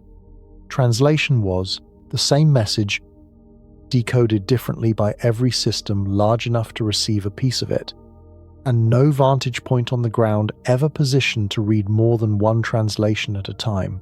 Only the satellite, sitting outside every local dialect at once, could finally read the original message underneath all of them, the one written in the shape of the water itself rather than in flood, wind, mud, or hunger. Every fact this episode gathered, from the exact height of a Pacific swell to the exact percentage of a vanished anchovy catch, was really a single fact wearing dozens of different disguises, not dozens of separate discoveries scattered across a night, loosely related by nothing more than a shared theme. One discovery translated so many times across so many receiving systems that it eventually stopped looking like translation at all and started looking like an unrelated collection of coincidences, until something finally stood far back enough to read all the translations at once and recognize the original underneath them, patient enough to wait the better part of a century for the right vantage point to arrive. It was never, not for one moment, too large to feel. Every fisherman standing on an empty dock in October of 1997 felt it directly, immediately, personally, in a way no satellite pass could ever have improved on. It was only too large for the ground to show them it was there. Too large to trace by boat, too large to explain by local weather alone, too large to fit inside any single vantage point available to a body standing patiently on a coastline, however carefully and however closely that body happened to be paying attention to the water sitting right there in front of it every single day. That gap between feeling something directly and seeing its true shape clearly is not a flaw that better instruments eventually erase completely. Even now, with an entire lineage of satellites still crossing overhead every 10 days without fail, with buoy networks reporting steadily from the open ocean daily, with sediment records reaching back 12,000 unbroken years, the full shape of this pattern still keeps something quietly in reserve, a piece of itself that resists being fully known, no matter how far away you eventually manage to stand from it. Every witness this night has followed sits somewhere on that same spectrum between feeling and seeing. The fisherman, all feeling, no sight. The lake, all record, no awareness at all. The satellite, all sight, and no capacity to feel a single thing about what it measures. Only somewhere in between those extremes, a person, awake enough to understand a satellite's data, still embodied enough to feel what an empty net actually costs a family. Does the full weight of this story ever get to land completely? That middle position is, as it happens, exactly where you're lying right now. Informed enough to hold the shape of a system this large, and still, underneath that understanding, simply a body drifting towards sleep, the same way every witness in this story eventually did on whichever coastline, in whichever century. They happened to be standing. That's not a small thing to be. It may, in fact, be the only vantage point this particular story was ever going to end on. You are built from the exact same substance that piled up off the coast of Peru back in 1997, the same water this entire episode has patiently followed halfway around a planet and backward through most of recorded human history. You will, quite likely, never once see the full shape of your own place inside a system that large. Almost no one, in the long history of this species, ever truly does, from anywhere down on the ground. That was never once the failure, and it never will be. That was simply what it has always meant to be inside something instead of outside it. To belong to an ocean, a planet, a universe, long before you ever had the vantage point to see the whole of what you belong to. It is not simply a warm current, the way sailors once understood it. It is not simply a satellite discovery, the way a single headline in 1997 made it sound. It is not simply this year's forecast, the way a scrolling headline in 2026 might make it sound either. It is an ocean tilting on a rhythm older than agriculture, translated into flood and drought, and empty nets and bleached reefs, and a shrinking harvest and a sediment layer nobody read for 10,000 years, visible as one continuous shape only from far enough away to finally take in all of it at once. El Niño was never really the name of a current. It was always the name for the moment an ocean grows too large for the ground to hold its own explanation. The moment feeling and seeing quietly split apart. And only one of them can be solved by leaving the place you're standing. Somewhere above the Pacific tonight, that lineage of satellites is completing another 10-day pass, measuring a shape that hasn't finished changing and won't for months yet. This one isn't over. Nobody currently alive knows exactly how large the 2026 number finishes becoming, whether it quietly falls short of the record or reaches past it, or what it will teach the instrument still learning to read it in real time. We've drifted tonight through a fishing dock in Peru, a satellite that wasn't built to find what it found, a civilization that adapted as long as adaptation could carry it, a lake that has been counting floods since before most of the world's religions existed, and a planet's worth of weather bending quietly around an event that is, as you listen to this, still actively forming somewhere over the Pacific. You are made of the same water.